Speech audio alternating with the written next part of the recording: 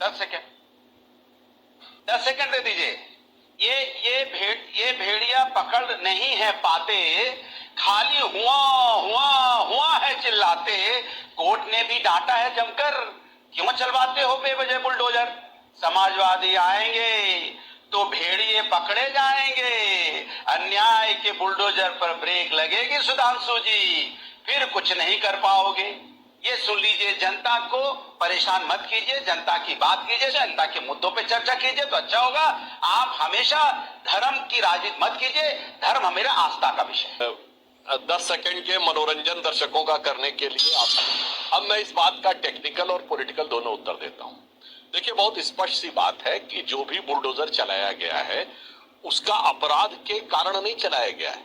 उन्होंने अतिक्रमण कर रखा था, नोटिसेस दिए गए थे, इस आधार पर चलाया गया। जब भी कोई व्यक्ति जो पुलिस में रहा होगा उसे पता होना चाहिए, जो शासन में रहे होंगे, किसी पुलिस अधिकारी से पूछिए, जैसे ही कोई अपराधी एक अपराध करता है तुरंत उसकी पूरी फाइल खुलती है। मैं एग्जांपल देना चाहता हूं, आप गाड़ी को रेड लाइट फंदा दीजिए, पुलिस वाला तुरंत रोकता, कहता गाड़ी कागजात दिखाओ, और उस समय आपकी गाड़ी का रजिस्ट्रेशन ना हो या रजिस्ट्रेशन एक्सपायर कर गया हो तो जब्त हो जाती है कि नहीं गाड़ी। तब आप ये थोड़ी कहते नहीं नहीं वो मैंने सिर्फ रेड लाइट फंदाई थी, वो मेरा उसके कागजात से क्या मतलब।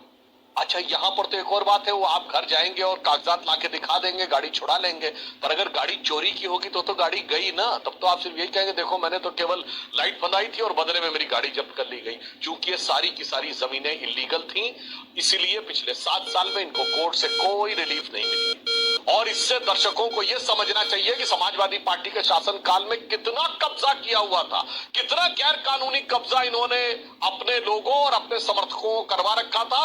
और ये सिर्फ हमारा आरोप नहीं है, मायावती जी की सरकार भी यह बात कह चुकी है कि समाजवादी पार्टी कैसा कब्जा कराती, और वो कब्जा छूट रहा है, इस कारण से यह समस्या उत्पन्न हो रही। और एक लाइन और कह दूं, मामला सिर्फ बुलडोजर और यूपी का नहीं है, ये एक मानसिकता का है जो हर अपराधी के साथ खड़ी होती है। ये यही सपा की सरकार है जिसने लखनऊ, फैजाबाद और वाराणसी के जिला परिसर अदालत परिसर में हुए धमाकों के लोगों का केस विड्रॉ करने की बात कही थी। ये वही मानसिकता है जो कि शाहजहां शेख के साथ खड़ी होती है महाराष्ट्र में, और ये वही मानसिकता जो केरल में खड़ी होती है लव जिहाद करने वालों के साथ। ये वही मानसिकता है जो आतंकवादियों तक का बचाव करती, सदैव अपराधियों आतंकवादियों से सहानुभूति होती है, जो याकूब मेनन के जुडिशियल किलिंग और अफजल को हालात का मारा कहने लगती है। इसीलिए सदैव समाजवादी पार्टी की सहानुभूति ऐसे ही लोगों के लिए होती है। और मैं दर्शकों को याद दिलाना चाहता हूं, अनुराग भदौरिया जी भी एक बार मेरे साथ डिबेट में उसमें रह चुके हैं, जब योगी जी ने विधानसभा के पटल पे बोला था माफियाओं को मिट्टी में मिला देंगे, तो कुछ कहने की जरूरत नहीं पड़ी, एकदम स्प्रिंग की तरह उछल कर अखिलेश जी ने कहा था आप ऐसी भाषा कैसे बोल सकते हैं। तो समझ में आ रहा था कि अरमान किसके मिट्टी में मिल रहे हैं और किसके अरमान टूट रहे हैं। रेड लाइट भी जंप कर गए। तो ये बताइए कि जो लखीमपुर के मंत्री थे उनके बेटे कौन सी गाड़ी चला रहे थे जिन्होंने रौंद दिया, 4 किसानों को रौंद दिया था ना, कौन सी गाड़ी की स्टीयरिंग चला रहे थे, और कौन सा माफिया में मिट्टी में मिला दिया गया। मैं पूछना चाहता हूं, रौंदने वाले को मिट्टी मिलाया क्या आपने, बुलडोजर किया क्या आपका।